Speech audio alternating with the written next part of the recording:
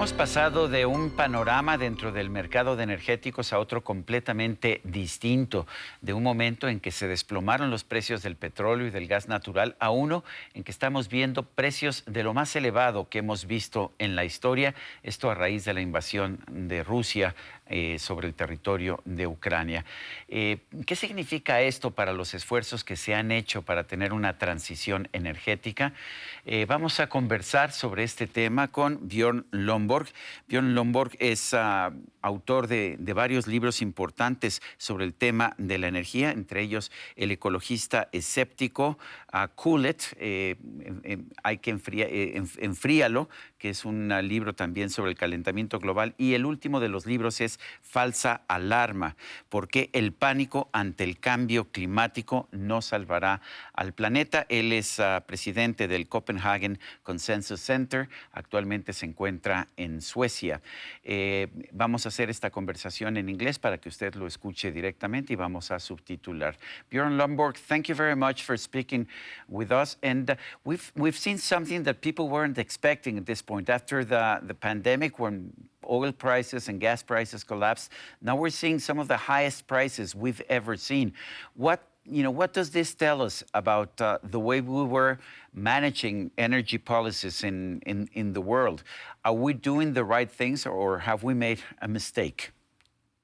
Well, I think what it shows us is that much of what we based our decisions on was really wishful thinking. We hoped and we believed, and a lot of people told us, that we would be able to transition to green energy just like that. It would just happen. Green energy is cheaper than fossil fuels, and we'll actually just get there with solar, wind, and pixie dust. Of course, the pixie dust was actually what turned out to be Russian gas in the case of Europe. But more generally, what we have to remember is most of the rich world still gets 81% of its energy from fossil fuels. So we've been talking ourselves into this idea, oh, we're all going to go green. But no, there's a simple reason for that. First of all, electricity is only about 1/5 of our total energy consumption, and solar and wind only works for that. And solar and wind only contributes in Europe about 3% of the total energy. So when the sun is not shining, the wind is not blowing, we need gas. And that's what the Russian invasion has really taught us. Coming out of the COVID crisis, coming into a war in Europe, we're now suddenly realizing we're back to needing a lot of resources, a lot of energy, and that typically comes from fossil fuels. Some countries have made some crucial decisions, like Germany. They bet on solar, they bet on wind energy, but they actually closed down the nuclear facilities, the nuclear reactors. Does this make sense in retrospect? No, absolutely not. So let's remember, there's problems with nuclear in new nuclear power plants because they're actually very expensive. And there's a lot of research going on trying to make that cheaper for the new or the so-called fourth generation nuclear. But the existing power plants we already have, we've already paid for them. We've already committed to paying for their decommission eventually. While they're running, they're extremely safe. They are at almost no cost, and they produce no CO2. Shutting them down is just simply stupid. And unfortunately, that's one of the many things that Germany has done. The other things, of course, is realizing that Germany has been making a lot of great talk. They've been sort of showing the world we can go green. But again, let's remember, in the year 2000, Germany got 84% of its energy from fossil fuels. Today, or last year, they got 77%. They have managed to reduce their emissions about 7%, or their fossil fuel dependence. And they're saying they want to go the rest of the way in less than 30 years. That's just not going to happen. It's simply not going to happen. And that's what we're now learning. You can't shut down your nuclear power plants, and you can't just sort of pretend, oh, we're wishfully thinking going to reduce our emissions down to zero and not use any fossil fuel. Not going to happen. Are electric cars really green? So electric cars, if you've ever ridden one, they're fun. Yeah, they are. They're probably certainly if it's a Tesla. And if you are in a right position, that means that you have your own house. Remember, many people live in apartment buildings. Where are they going to plug in their electric car? But if you live in your own house, and if you typically just go like 50 kilometers or less to a workplace where you can also recharge your car, that's great. It's very likely that a significant part of our mobility is going to be used by electric cars in 20, 30 years.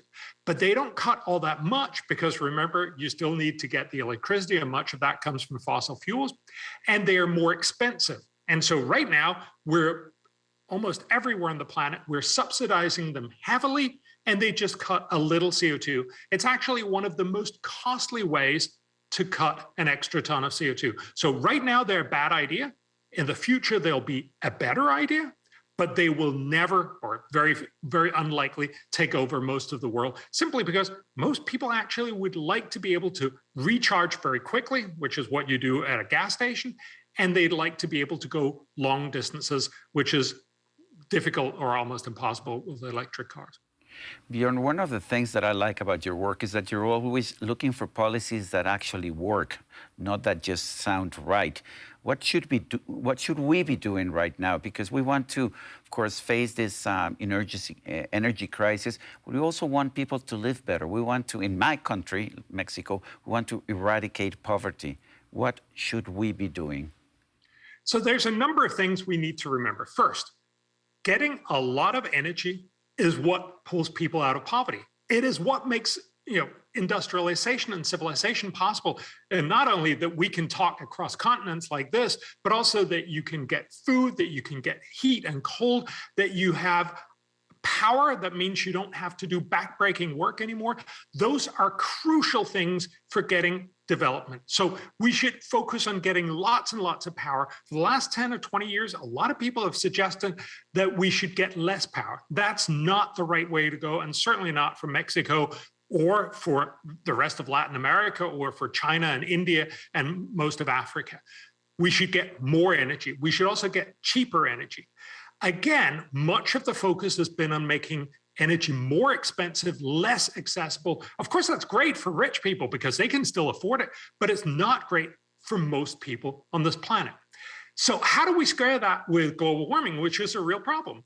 Well, fundamentally, we need to find cheaper, greener ways to produce. The simple and obvious way is first to get everyone to switch from coal to gas. Remember, gas emits about half as much CO2 per unit of energy than does coal. If we could get most of the world switching from coal to gas, we would see a dramatic decline. We know how to do that because the US has already done that. The US had its fracking revolution where they basically opened up an enormous amount of extra and much cheaper gas. That means that they have switched a lot of their electricity production from coal to gas. That's why the US has actually reduced its emissions more than any other nation on the planet over the last 10 years. Not because of Obama, not because of Trump, but because of technological innovation. We should do the same. But they tell us that fracking wrecks the environment. Is it true? Fracking is not unproblematic. Remember, no technology is unproblematic. If you're going to power the world, it will inevitably have negative impacts. Wind turbines, solar panels, biofuels have huge negative impacts as well. But what we need to make sure is we make this well-regulated. And we actually have a blueprint in the US. You should make sure that you have proper cleanup, that you have capping of the gas fountains and so on. There's a lot of technological things that you can do that can definitely improve this a lot.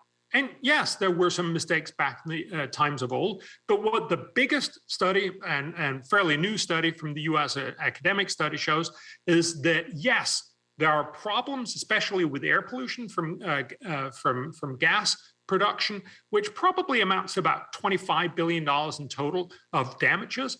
But the benefits are almost $200 billion for the US, and this is excluding the climate benefits. So this is a shoe-in. This is something we should do. We should do it smartly, but we should recognize that's how you deal with climate.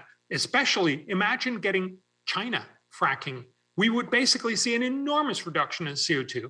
And we'd also be independent of Russian oil and gas. Now, secondly, we need to get green energy much cheaper. That could be what we talked about before, fourth generation nuclear power. That's what Bill Gates and many others are investing in. This is what can actually drive the world. If we can do that, that would be amazing. And that could solve a lot of the problem. If we could get green energy to be cheaper than fossil fuels, everyone would switch, not just rich, well-meaning people, but also Africa, Latin America, and China and India. So the solution is fracking in the first place, and then in the longer run, let's make sure we get the innovations that actually drives green energy to be cheaper and more plentiful, so we can both have the energy that's necessary to get people out of poverty and reduce emissions. European governments are thinking of banning Russian oil and gas. What's your idea? What do you think of that? So banning is always very, very hard. What you really should be doing, and a lot of economists make that argument, you should put an enormous surcharge on Russian oil and gas. And that way you get most of the benefits instead of Russia. That's probably a lot more doable and a lot more rational. But look, I get the whole point of saying we want to embargo Russia. But the reality is you need to have other technologies to take over. In the short run, that will probably be a lot of fracked gas from the US. But Europe should make that fracked gas itself. It'll be much cheaper. You don't have to transport it across the Atlantic, and it also becomes more expensive and it's less environmentally friendly. But fundamentally, this is about not just getting Europe to frack. Remember, Russia and the war in Ukraine is not everything. It's sort of a catalyzer that shows us how badly we've been doing so far. But what it really implores us is to make sure that we get smarter, better, and more reality-based energy policies. What are we going to have in the world in terms of energy in 2030 or 2050? Will there be no fossil fuel cars, or will there have to be some kind of a mix in the energy that we will be using? So you're asking a question that almost nobody knows the answer to. There's obviously lots of models.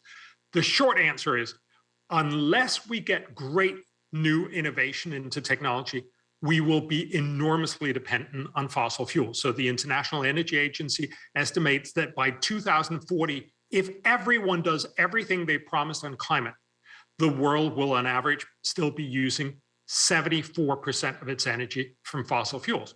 That's just what you know already.